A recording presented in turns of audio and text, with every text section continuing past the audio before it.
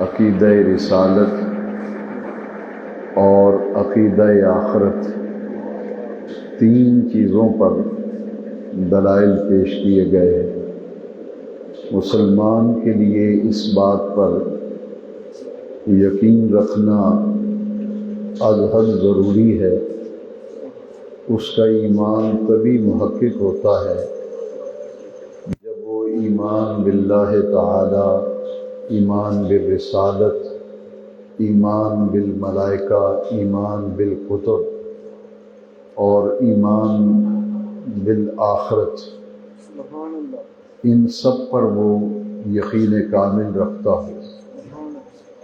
ایمان کی صفات جو بچوں کو ابتدا میں ہی زبانی یاد کرا دی جاتی ہیں، ان ایمان کی صفات میں یہ عقیدے بنیادی طور پر شامل ہے کہ اللہ تبارک و تعالیٰ کی وحدانیت، اس کی الوہیت، اس کے معبود حقیقی ہونے، اس کے خالق اور مالک ہونے پر یقین کامل رکھنا، اور اللہ کریم کے تمام انبیاء کرام اور مرسلین اعظام کے برحق ہونے پر ایمان رکھنا، ملائکہ پر، ان کے وجود پر ایمان رکھنا،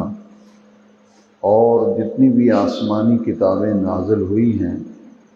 ان سب کے منزل من اللہ ہونے پر، کلام اللہ ہونے پر یقین کامل رکھنا، اور پھر آخرت کے حوالے سے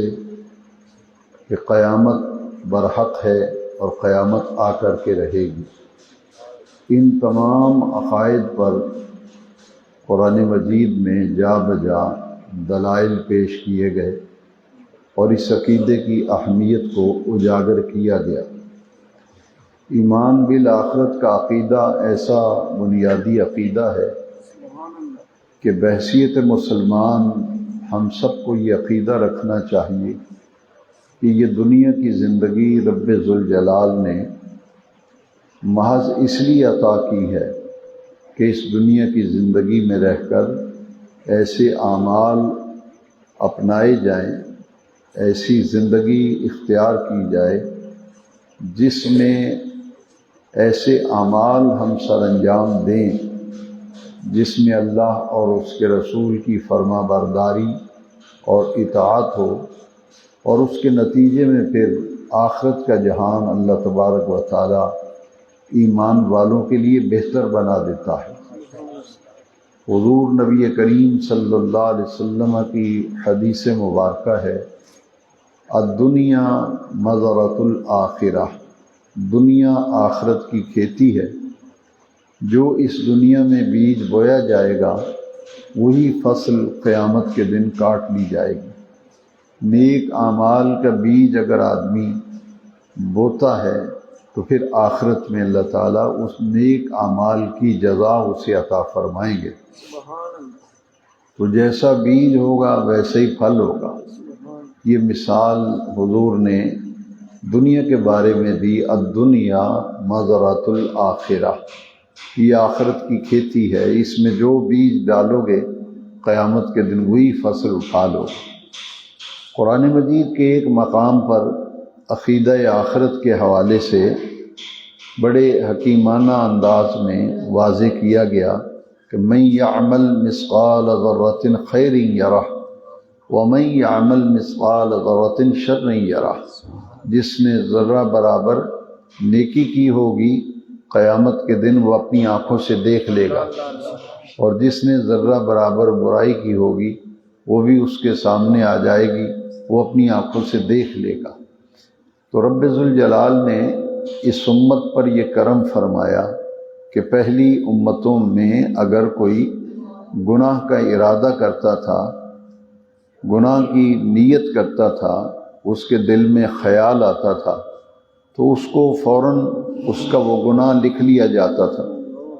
لیکن اس امت پر اللہ کریم نے خاص کرم فرمایا حضور نبی کریم علیہ السلام کی حدیث مبارکہ ہے کہ اگر کسی قسم کا بھی خطرناک وسوسہ اور خیال دل میں پیدا ہو جائے، کسی برے عمل کی طرف طبیعت مائل ہو، تو محض خیال آنے، تصور آنے اور ارادہ کرنے سے گناہ نہیں لکھا جاتا جب تک کہ اس پر بندہ عمل نہیں کر لیتا۔ قول یعنی اس کی زبان پر وہ جملے نہیں آ جاتے، وہ جو برائی کا ارادہ کیا تھا، خیال آیا تھا، وسوسہ آیا تھا، جب تک اس پہ عمل نہیں کرے گا اس کا وہ گناہ نہیں لکھا جائے گا۔ تو خیالات آنے پر کوئی گرفت نہیں، اور یہ اس امت پر اللہ تبارک و تعالیٰ کا بڑا کرم ہے۔ یہاں تک کہ جتنا خطرناک وسوسہ بھی آ جائے اور جتنا برا وسوسہ اور خیال آ جائے، جب تک اس پر عمل نہیں کیا جائے گا، وہ زبان پہ نہیں آئے گا، عملی طور پر اس کا ظہور نہیں ہوگا، اس وقت تک اس پر نہ کوئی گرفت ہوگی، نہ اس پہ مواخذہ ہوگا، اور نہ ہی اس کی کوئی سزا ملے گی۔ تو یہ اس امت کے لیے ایک خاص اعزاز رکھا گیا۔ پھر رب ذوالجلال نے حضور کی امت پر یہ کرم کیا کہ توبہ کا عمل اس امت کو اللہ کریم نے عطا فرمایا کہ جو گناہوں سے توبہ کرتا رہتا ہے تو اس کو اللہ رب العزت اس کے گناہوں کو مٹا دیتا ہے۔ حضور نبی کریم علیہ السلام کی یہ جو حدیث شریف ہے کہ میں ایک دن میں 70 سے زیادہ مرتبہ استغفار کرتا ہوں، ایک دن میں 70 سے زیادہ مرتبہ استغفار کرتا ہوں۔ تو نبی جو ہیں وہ تو معصوم ہوتے ہیں، انبیاء کرام سے گناہ سرزد نہیں ہوتا، تو حضور کا اس کے باوجود کہ حضور معصوم ہیں تو حضور 70 سے زیادہ مرتبہ استغفار کرتے ہیں، اور ایک حدیث شریف میں 100 سے زیادہ مرتبہ کا ذکر فرمایا۔ تو یہ دراصل نبی کریم صلی اللہ علیہ وسلم نے اپنی امت کو یہ تعلیم دی ہے کہ توبہ کا عمل اور استغفار کا عمل یہ اللہ کریم کی اتنی عطا ہے کہ جو شخص استغفار کرتا ہے، جو شخص گناہوں سے تائب ہوتا ہے، پھر اس کو اتنا عرفہ اور اعلیٰ مقام ملتا ہے جس کو حدیث شریف میں بیان کیا گیا کہ التائب من الذنب کمن لا ذنب لہ، گناہوں سے توبہ کرنے والا ایسے ہو جاتا ہے جیسے اس نے گناہ کیا ہی نہیں ہے۔ پھر ذرا دیکھیے کہ قرآن مجید میں یہ بتایا گیا کہ استغفار کی کیا اہمیت ہے۔ آپ سب جانتے ہیں کہ دوسرا عشرہ جو ہے اس کی آج 18ویں شب ہے، کل 19ویں شب ہو جائے گی، اور اس کے بعد 20ویں شب۔ یہ جو 3 دن ابھی باقی ہیں دوسرے عشرے میں، اس عشرے کے بارے میں آپ سب اچھی طرح جانتے ہیں، درس میں حدیث بھی بیان کی گئی کہ یہ مغفرت کا عشرہ ہے، یعنی بخشش کا عشرہ ہے۔ مغفرت کے لیے اور بخشش کے لیے استغفار کا ورد کیا جاتا ہے، استغفار کا ورد کیا جاتا ہے۔ تو ان دنوں میں کثرت کے ساتھ استغفار کرنا جو تعلیم دی گئی ہے، استغفر اللہ ربی من کل ذنب واتوب الیہ، استغفر اللہ الذی لا الہ الا هو الحی القیوم واتوب الیہ، یہ کلمات پڑھنے کی یہ برکت ہے کہ صغیرہ گناہ جو ہیں وہ تو نیک اعمال سے معاف ہو جاتے ہیں، جتنے بھی صغائر ہیں صغیرہ گناہ، وہ کچھ ایسے گناہ ہیں جو وضو کرنے سے معاف ہو جاتے ہیں، کچھ ایسے گناہ ہیں جو نماز پڑھنے سے معاف ہو جاتے ہیں۔ جیسا کہ مشہور حدیث ہے کہ ایک نماز دوسری نماز تک گناہوں کا کفارہ، ایک جمعہ دوسرے جمعے تک گناہوں کا کفارہ، ایک رمضان شریف کا مہینہ دوسرے رمضان شریف تک گناہوں کا کفارہ۔ تو اس سے مراد صغائر ہیں، صغیرہ گناہ۔ جو کبائر ہیں، کبیرہ گناہ، ان کے لیے توبہ کرنا ضروری ہے، وہ توبہ کے بغیر معاف نہیں ہوتے۔ تو جو توبہ کرتا ہے تو نبی کریم علیہ السلام نے فرمایا گناہوں سے تائب ہونے والا، گناہوں سے توبہ کرنے والا ایسے ہے جیسے اس نے گناہ کیا ہی نہیں۔ قرآن مجید میں اللہ کریم نے کئی مقامات پر توبہ کا حکم دیا کہ اللہ کی بارگاہ میں سچے دل سے توبہ کرو۔ ایک مقام فرمایا توبوا الی اللہ توبۃ نصوحا، کہ اپنے رب کی بارگاہ میں اپنے بڑے گناہوں کی توبہ کیا کرو، اور ایسی توبہ جو توبۃ نصوحا ہو، یعنی ایسی توبہ جو سچے لوگوں والی توبہ ہے، کہ اس توبہ کے بعد پھر تمہاری زندگی میں اس توبہ کے اثرات جو ہیں وہ بھی نظر آنے چاہیے۔ تو یہ حضور کی امت پہ ایک بہت بڑا کرم ہے، اور پچھلے درسوں میں ہم تراویح میں یہ سن چکے ہیں کہ نیک آدمی سے بھی گناہ ہونا ممکن ہے، کیونکہ معصوم صرف انبیاء کرام ہیں۔ صحابہ، اہل بیت اور اولیاء اللہ یہ محفوظ ہوتے ہیں، معصوم صرف انبیاء ہیں، معصوم صرف فرشتے ہیں۔ لہٰذا جب نیک آدمی سے بھی غلطی، کوئی گناہ سرزد ہوتا ہے، تو قرآن مجید میں اللہ کریم نے فرمایا کہ پھر وہ گناہ کے ارتکاب کے بعد، اور جب گناہ سرزد ہو جاتا ہے تو ذکر اللہ، وہ اپنے اللہ کو یاد کرتے ہیں، وہ اپنے اللہ کا ذکر کرتے ہیں، تو یہ گناہ جو ہیں ذکر کرنے سے معاف ہو جاتے ہیں۔ اور نماز جو ہے اقم الصلاۃ لذکری، نماز جو ہے یہ دراصل اللہ کا ذکر ہے، لہذا اس نماز کے اندر اتنی برکتیں ہیں کہ جتنے بھی صغائر ہوتے ہیں وہ نماز پڑھنے سے اللہ تبارک و تعالی معاف فرما دیتا ہے۔ اور آج کی منزل میں یہ جو عقائد بیان کیے گئے، الحمدللہ ان پر استمساک بڑا ضروری ہے، کہ مضبوطی کے ساتھ ان عقائد کے ساتھ وابستہ رہنا،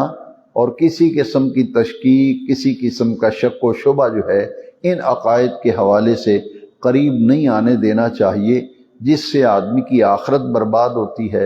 اور آخرت خراب ہونے کا اندیشہ ہوتا ہے۔ جیسا کہ سورہ بقرہ کے آغاز میں عقیدہ آخرت کی کتنی واضح تعلیم دی گئی، وَبِالْآخِرَةِ هُمْ يُوقِنُونَ، کہ متقی جو ہیں وہ آخرت پر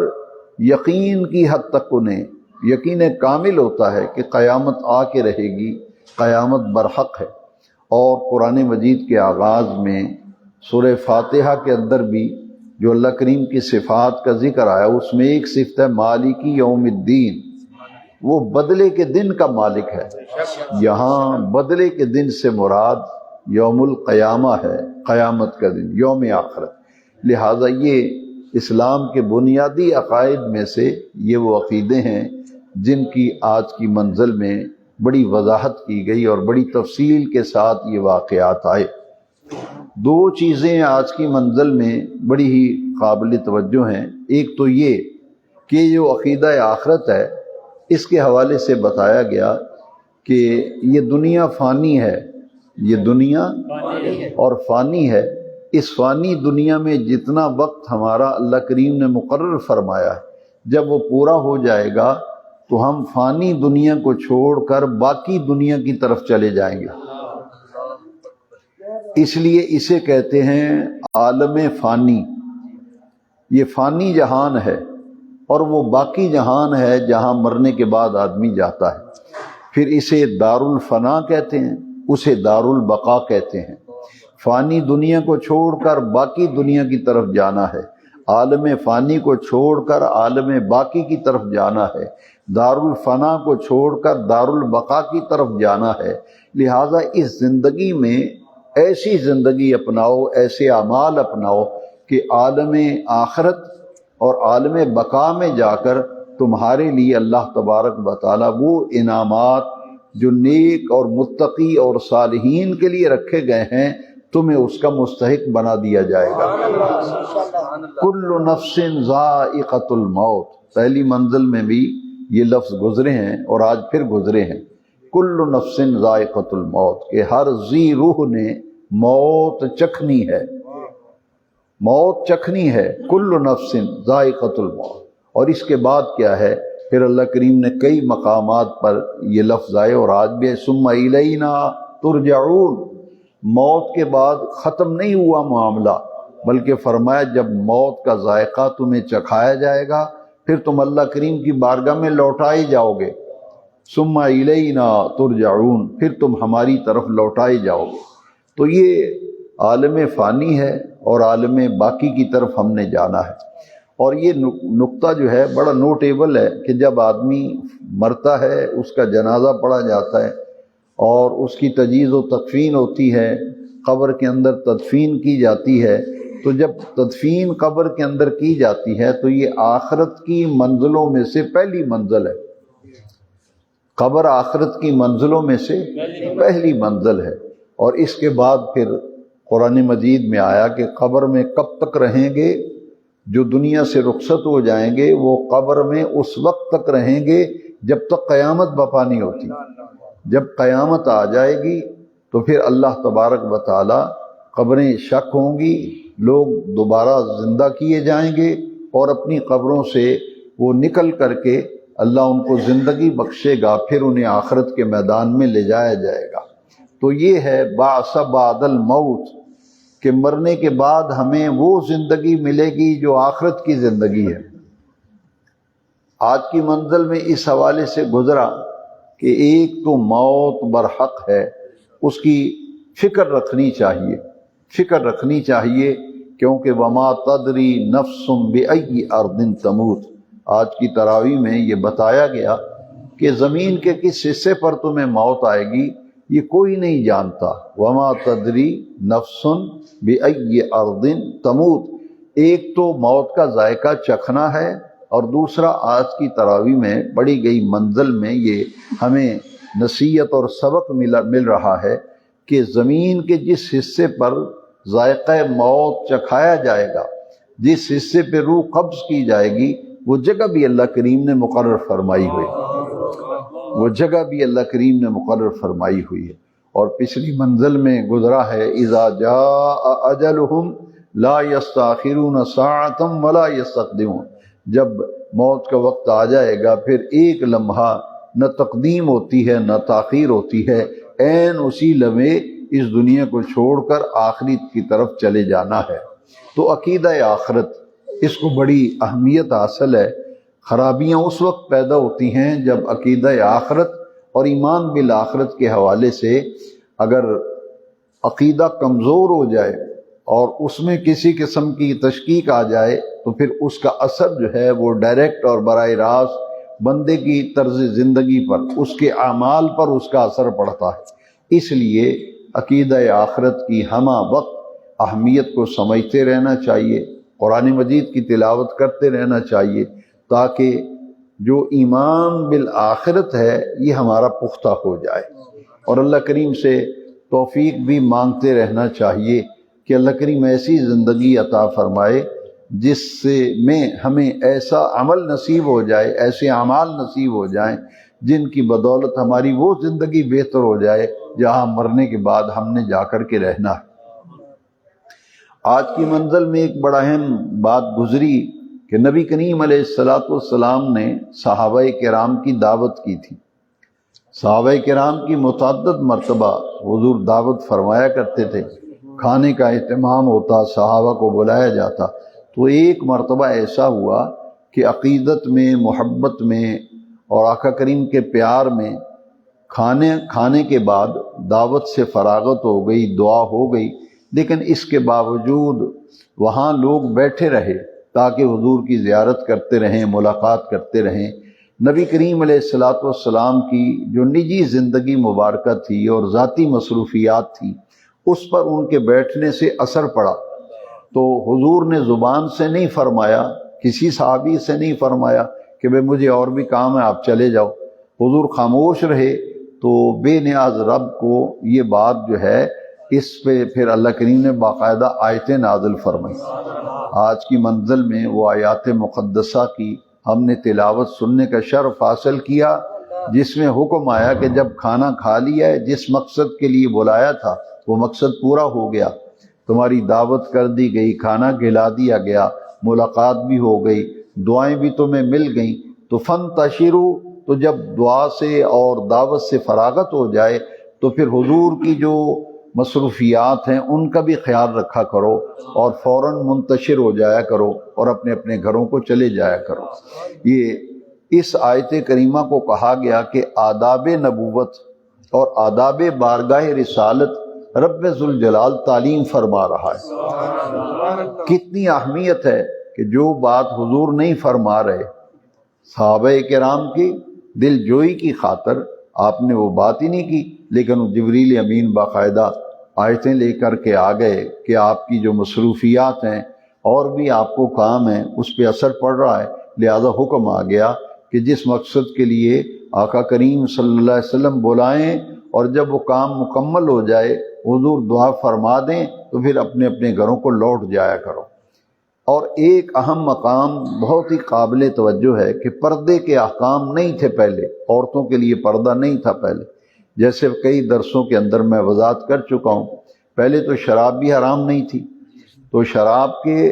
حرام کرنے میں 3 مرحلے اللہ تبارک و تعالی نے 3 مراحل میں شراب کو حرام کیا، اس لیے کہ وہ قوم جو شراب کی رسیہ تھی ایک دم سے حرام کرنے کے آرڈر آ جاتے تو پھر ان پر عمل کرنا بڑا ان کے لیے مشکل ہو جاتا، کیونکہ ان کے مزاج کے اندر وہ بات مل چکی تھی۔ تو اللہ کریم نے پہلے آیتیں نازل فرمائیں کہ اس میں جو ہے خرابیاں زیادہ ہیں، شراب میں اس میں خرابیاں زیادہ ہیں، اس میں قباحتیں زیادہ ہیں۔ یہ آیتیں نازل ہوئیں تاکہ دلوں کے اندر نفرت پیدا ہو جائے کہ رب فرما رہا ہے کہ اس میں بڑی قباحتیں ہیں، یہ کوئی اچھی چیز نہیں ہے۔ یہ پہلی مرتبہ جب آیت نازل ہوئی، پھر اس کے بعد تدریجاً دوسری آیت کچھ عرصے کے بعد نازل ہوئی، لا تقربوا الصلاۃ وانتم سقارا، جب تم نشے کی حالت میں ہو، تم نے شراب پی ہے یا تمہارے اوپر کوئی نشے کی کیفیت ہے تو قطعاً نماز کے قریب نہ جانا، پھر نماز نہیں پڑھنی، اس لیے کہ بندہ جب نشے میں ہو تو غلط لفظ پڑھ دے یا اس میں کچھ ایسی حرکتیں ہو جائیں، کچھ الفاظ کی ترتیب غلط ہو جائے تو بجائے ثواب کے وہ تو گناہ ہوگا۔ اس لیے پھر جب یہ آیت کریمہ نازل ہوئی کہ یہ ام الخبائث ہے، اس کے قریب نہ جاؤ، اور جب یہ حالت ہو تو نماز نہ پڑھو، تاکہ دلوں میں نفرت جو ہے اس کے اندر اور اضافہ ہو جائے۔ اب تو جو مزاج کے اندر یہ بات شامل ہو گئی اور لوگوں نے سوچنا شروع کر دیا کہ یہ اتنی بدترین شے ہے کہ اللہ کریم فرماتے ہیں جب یہ استعمال کی ہو تو پھر آپ نماز نہ پڑھا کرو، تو اتنی نفرت پیدا ہو گئی کہ از خود لوگوں نے اسے چھوڑنا شروع کر دیا۔ پھر ایک دم جب آیت تیسری مرحلے میں نازل ہوئی، انما الخمر والمیسر والانصاب والازلام رجس من عمل الشیطان، یہ تو شیطانی عمل ہیں اور یہ حرام ہے ہمیشہ کے لیے، تو پھر یہ تھا کہ جن کے گھروں میں شراب تھی انہوں نے گلیوں میں شراب کے مٹکے انڈیل دیے تھے،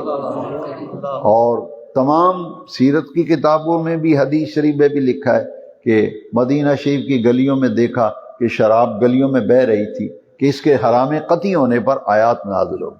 اسی طرح یہ پردہ نہیں تھا، عورتیں جب گھروں سے نکلتی تھیں تو جو خبیث الفطرت لوگ تھے وہ معاذ اللہ ان پہ نظر کرتے تھے، تو سیدنا عمر فاروق اعظم رضی اللہ تعالیٰ عنہ تو حضور کی خدمت میں حاضر ہوئے اور انہوں نے آ کے عرض کی، یا رسول اللہ صلی اللہ علیہ وسلم، ان عورتوں کے لیے پردے کا حکم ہونا چاہیے، اور ہم دیکھتے ہیں کہ عورتیں جب نکلتی ہیں تو لوگ انہیں تاڑتے ہیں، دیکھتے ہیں، پیچھا کرتے ہیں، تو اس پر حضرت عمر رضی اللہ تعالیٰ نے جب یہ رائے دی تو عین اسی موقع پر آیات مقدسہ نازل ہو گئیں جن میں باقاعدہ عورتوں کو پردے کا حکم دیا گیا، اور یہ واضح کیا گیا، مفسرین کرام نے ان آیات کی تفسیر میں لکھا ہے کہ جو قیمتی شے ہوتی ہے اسے پردے میں رکھا جاتا ہے۔ عورتوں کو پردے کا حکم اس لیے دیا گیا، آپ دیکھیں میں 2 مثالیں دیتا ہوں، جو ہم جب تفسیر پڑھتے تھے تو ہمارے استاد گرامی فرماتے تھے کہ کوئی آدمی کبھی دیکھا ہے کہ اس کے پاس 10 تولے سونا ہو تو ایسے ننگا کر کے بازار میں پھرتا ہو؟ کبھی دیکھا کسی کو؟ وہ تو ایسے چھپائے گا کہ برابر والے آدمی کو پتہ نہ چلے اس کے پاس سونا ہے۔ اس کے پاس اگر کے پاس نقدی زیادہ ہے، ڈالر ہیں، پاؤنڈ ہیں، یورو ہیں، کوئی بھی کرنسی جس کی ویلیو ہے، وہ اگر کرنسی آپ کے پاس ہے تو کیا آپ ایسے ہتھیلی پہ رکھ کے یا ٹرے میں سجا کے بازار میں پھریں گے؟ تو جو قیمتی شے ہوتی ہے، گرامایا شے ہوتی ہے، اسے ہمیشہ پردے میں رکھا جاتا ہے۔ تو عورت کی عزت عورت کی عصمت اور ناموس کی حفاظت اسلام کو اتنی پیاری ہے کہ اسلام یہ چاہتا ہے کہ عورت جو ہے اس کے وجود سے اللہ کریم نے جو تناسل کا سلسلہ رکھا ہے، اولاد پیدا ہوتی ہے، تو اولاد کا ذریعہ ماں بنتی ہے نا، تو ماں کے قدموں کے نیچے جنت ہے، تو ماں کا تقدس، ماں کی عزت، ماں کی عظمت یہ عورت سے وابستہ ہے، عورت ہی ماں ہوتی ہے۔ تو لہٰذا یہ کہا گیا کہ پردے کے حکم آ گئے، یا ایھا النبی قل لازواجک وبناتک ونساء المؤمنین یدنین علیہن من جلابیبہن۔ اب جب پردے کا حکم آیا تو سب سے پہلے دیکھیے، یہ بڑا قابل غور نقطہ ہے، کل اے محبوب کریم ارشاد فرما دیجئے، کل ازواجک اپنی بیویوں کو، اپنی و بناتک اور اپنی بیٹیوں کو، و نساء المؤمنین اور ایمان والی عورتوں کو۔ اب پردے کا حکم حضور کے گھر سے شروع ہو رہا ہے، نساء المؤمن ایمان والی عورتوں کا ذکر تو بعد میں ہے، تو پہلے فرمایا ایھا النبی کل ازواجک و بناتک و نساء المؤمنین، اے محبوب کریم اپنی بیویوں سے فرما دیجئے اور اپنی بیٹیوں سے فرما دیجئے اور ایمان والی عورتوں سے فرما دیجئے، یدنین علیہن من جلابیبہن، جب اپنے گھر سے نکلا کریں تو اوڑھنیاں لے کر نکلا کریں،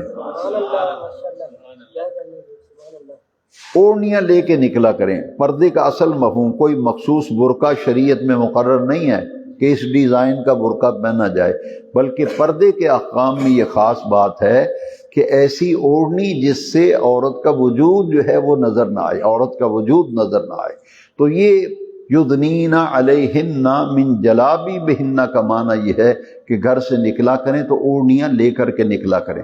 تو اس لیے عرب لوگ جو تھے ایک بڑی چادر خواتین جو ہیں اس میں اپنے آپ کو چھپا لیتی تھی، اور اللہ کریم نے جب پردے کے احکام نازل فرمائے تو ایک دم سے پھر اس معاشرے کے اندر پردہ جو ہے وہ رواج پا گیا، اور یہ حکم آ گئے کہ اپنے گھر سے جب نکلا کریں تو اوڑھنیاں اوڑھ کر کے نکلا کریں۔ تو یہ پردے کے احکام۔ یہاں خاص بات یہ ہے کہ حضرت عمر فاروق اعظم رضی اللہ تعالیٰ نے پردے کی رائے دی تھی کہ عورتوں کو پردہ کرنے کا حکم ہونا چاہیے، تو اللہ کریم کو یہ رائے اتنی پسند آئی کہ باقاعدہ اس پر آیات نازل ہو گئیں اور پردے کے حکم جو ہیں قرآن مجید میں نازل کر دیے گئے۔ اور یاد رکھیے حضرت ام المومنین عائشہ صدیقہ رضی اللہ تعالیٰ عنہا ایک مرتبہ تشریف فرما تھی، تو حضور کے نابینا صحابی ملاقات کے لیے جب آئے تو حضرت عائشہ صدیقہ نے یہ گمان کیا کہ یہ نابینا آدمی ہے تو کہ اس کی نظر تو ہے نہیں، تو وہ تشریف فرما تھی تو وہ صحابی آئے حضور سے ملاقات کے لیے، تو نبی کریم علیہ السلام نے فرمایا کہ یہ تو، انہوں نے کہا حضور یہ تو نابینا تھے، حضور فرمایا وہ تو نابینا تھے، تم تو نابینا نہیں تھی۔ یہاں اس حدیث شریف سے معلوم ہوتا ہے کہ پردے کی کس قدر تاکید کی گئی ہے، کس قدر تاکید کی گئی ہے۔ محرم غیر محرم کا آج اس دور میں تو بڑا امتیاز جو ہے وہ تو مٹتا چلا جا رہا ہے۔ بہرحال قرآنی احکام ہیں، ان پہ غور کرنا چاہیے، ان پر عمل کرنا چاہیے۔ پھر آج کی منزل میں حضور کی انہی ازواج مطہرات کا ذکر ہے نا اس آیت میں، کل یا ایھا النبی کل ازواجک و بناتک و نساء المؤمنین یدنین علیہن من جلابیبہن، اور 22ویں پارے کی جو ابتدائی آیات ہیں ان میں ذرا غور سے دیکھیں تو حضور کی ازواج مطہرات کے حوالے سے احکام آئے ہیں۔ تو یہ آیت مقدسہ جو گزری ہے، انما یرید اللہ لیذھب عنکم الرجس اہل البیت ویطہرکم تطہیرا، یہ آج کی منزل میں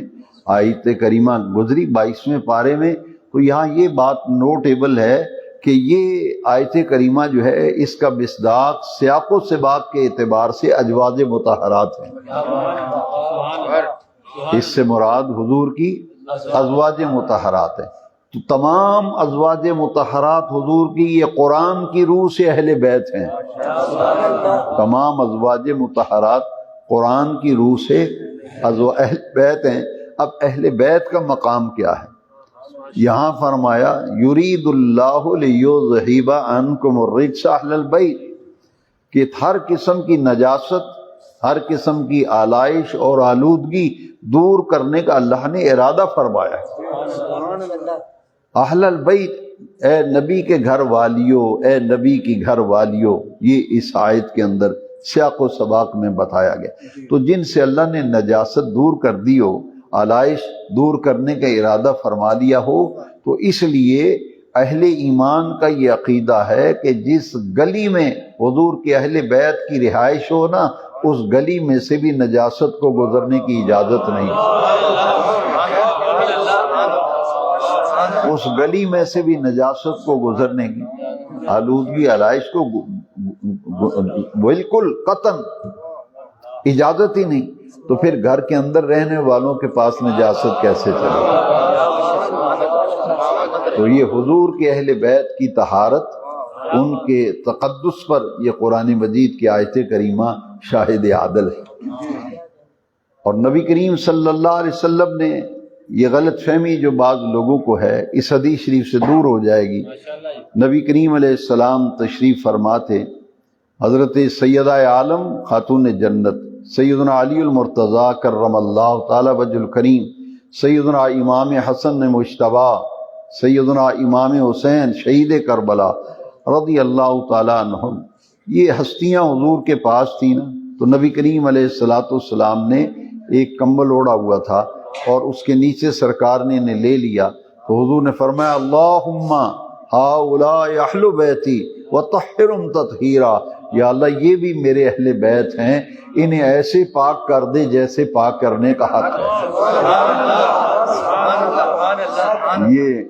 کسی کتاب میں یہ نہیں لکھا جو بات میں اب کہنے والا ہوں، میرا اپنا ایک ذوق ہے۔ قرآن و حدیث کے گہرے مطالعے کے بعد میں اس نتیجے پر پہنچا ہوں کہ یہ تو حضور کے اہل بیت ہیں، لیکن حضور نے یہ انہیں اپنی آغوش میں لے کر، کمبل کے نیچے لے کر جو فرمایا یا اللہم ہؤلاء اہل بیتی، یہ حضور کا فرمانا اس لیے تھا، یہ میرا اپنا ذوق ہے، اس لیے تھا کہ کوئی ناہنجار ان کے اہل بیت ہونے میں شک نہ کرے۔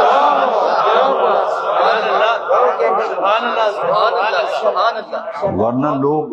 لوگ تعویلیں کرتے، جی فلاں اہل بیت ہے فلاں نہیں ہے، فلاں اہل بیت ہے فلاں نہیں ہے۔ تو حضور نے ان 4 ہستیاں یہ ہو گئی اور 5ویں نبی کریم علیہ السلام۔ اور کئی لوگ جو ہیں وہ پینتن کے لفظ سے بھی چڑھتے ہیں،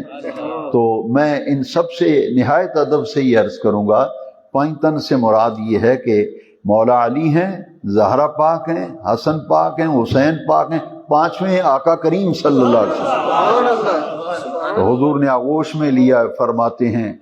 اللہم ہؤلاء اہل بیتی وطہرہم تطہیرا، اے اللہ یہ بھی میرے اہل بیت ہیں، انہیں ایسے پاک کر دے جیسے پاک کرنے کا حق ہوتا ہے۔ تو اہل بیت کا کیا مقام ہے، دیکھیے نا، ان کے فضائل تو جدا جدا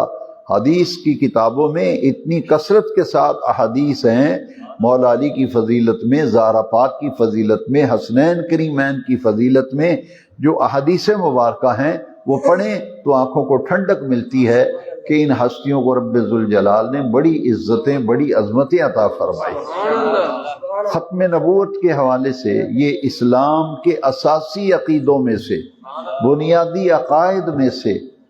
ختم نبوت، عقیدہ ختم نبوت، یہ اسلام کا اساسی اور بنیادی عقیدہ ہے۔ سورہ الاحزاب میں 22ویں پارے میں آج کی تراویح میں جو ختم نبوت پر سب سے بڑی دلیل قرآن مجید کی آیت کریمہ ہے، اس کی آج ہم نے سماعت کی۔ ما کان محمد ابا احد من رجالکم ولکن رسول اللہ وخاتم النبیین، کہ حضور نبی کریم علیہ السلام تم مردوں میں سے کسی کے باپ نہیں ہیں، ولیکن رسول اللہ، یہ اللہ کے رسول ہیں، وخاتم النبیین، اور نبیوں میں سے آخری نبی ہیں۔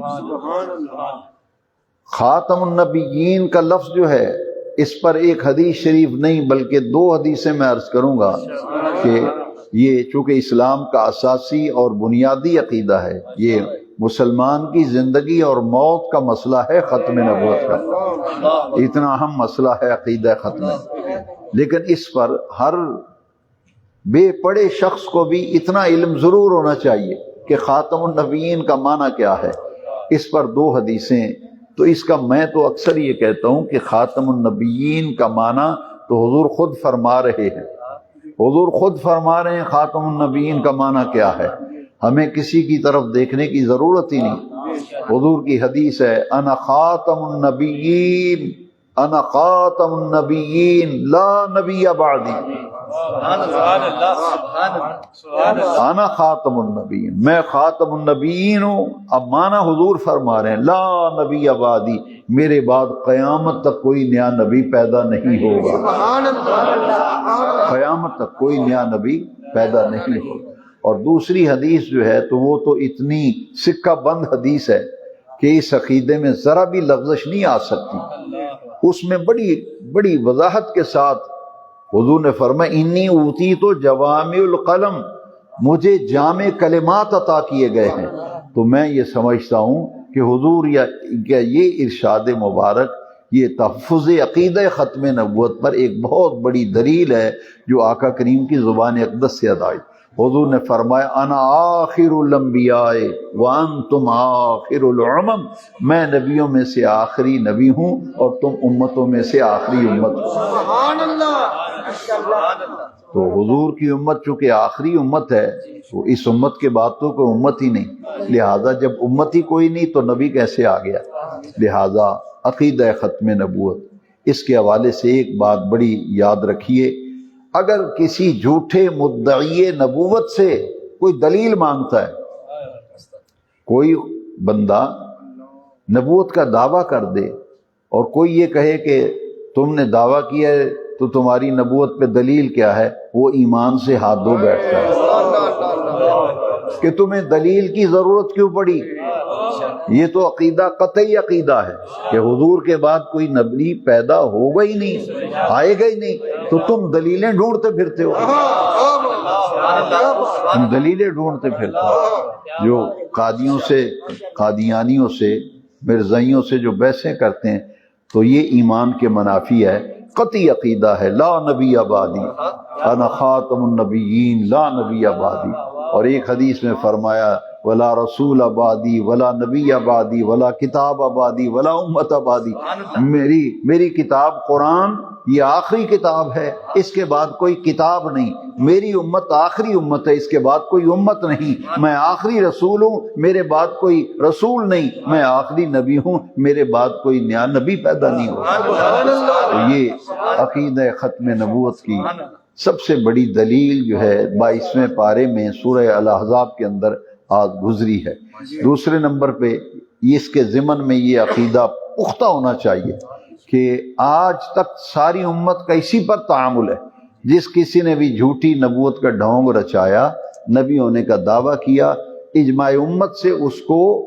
واجب القتل اور مرتد اور کافر قرار دے دیا گیا۔ سیدنا ابوبکر صدیق کے دور خلافت میں مسلمہ نے نبوت کا دعویٰ کیا تھا نا، تو جنگ یمامہ ہوئی تھی، حضرت سیدنا صدیق اکبر رضی اللہ نے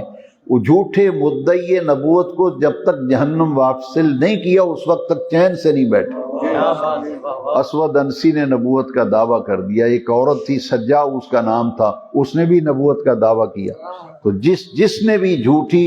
نبوت کا ڈھونگ رچایا، امت نے بالاتفاق اسے کافر قرار دیا اور واجب القتل قرار دے دیا، اور خدا کی زمین پر اس کا وجود ناقابل برداشت ہے جو نبوت کا دعویٰ کرتا ہے۔ تو عقیدہ ختم نبوت یہ اسلام کا اساسی بنیادی عقیدہ ہے اور اس پر مضبوطی کے ساتھ ہمیں قائم رہنا چاہیے۔ اللہ تبارک و تعالی ہر قسم کی تشکیک سے محفوظ فرمائے۔ کثرت ذکر کی بڑی جامع آیت گزری ہے اور اس آیت کو کبھی بھی فراموش نہیں کرنا چاہیے۔ میں اکثر و بیشتر اسی آیت پر گفتگو کرتا رہتا ہوں۔ اسی آیت کے بعد والی جو آیت ہے نا، یا ایھا الذین آمنوا اذکروا اللہ ذکرا کثیرا، اے ایمان والو اپنے اللہ کا کثرت کے ساتھ ذکر کیا کرو، فسبحوہ بکرۃ واصیلا، صبح بھی اس کی تسبیح بیان کیا کرو، شام بھی اس کی تسبیح بیان کیا۔ پھر ایک آیت کریمہ جس پر میں صرف 1-2 منٹ گفتگو کروں گا کہ ایک آیت کے اندر بے نیاز رب نے اپنے محبوب کریم کی 8 شانیں بیان کی ہیں، اور آیت میں تکرار کے ساتھ یا ایھا النبی انا ارسلناک شاہدا ومبشرا ونذیرا وداعیا الی اللہ باذنہ وسراجا منیرا وبشر المؤمنین بان لهم من اللہ فضلا کبیرا۔ حضور کا وجود ہمیں ایمان والوں کے لیے ہے نا، وبشر المؤمنین، ایمان والوں کے لیے بشارت ہے، خوشخبری ہے کہ جو محبوب سراجم منیرہ داعیاً الی اللہ، شاہد مبشر نذیر بن کے آئے، ان کا تشریف لانا، ان کا وجود مسعود، یہ ایمان والوں کے لیے فضلاً کبیرا، اللہ کا بہت بڑا فضل ہے، اللہ کا بہت بڑا،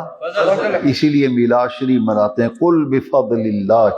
وبرحمتہ فبذلک فلیفرحوا، اللہ کا فضل ہو، اس کی رحمت ملے تو خوشیاں منایا کرو۔ تو 12 ربیع الاول کی خوشیاں اس لیے ہیں، اس آیت میں حضور کو صرف فضل نہیں فرمایا، فضلاً کبیرا،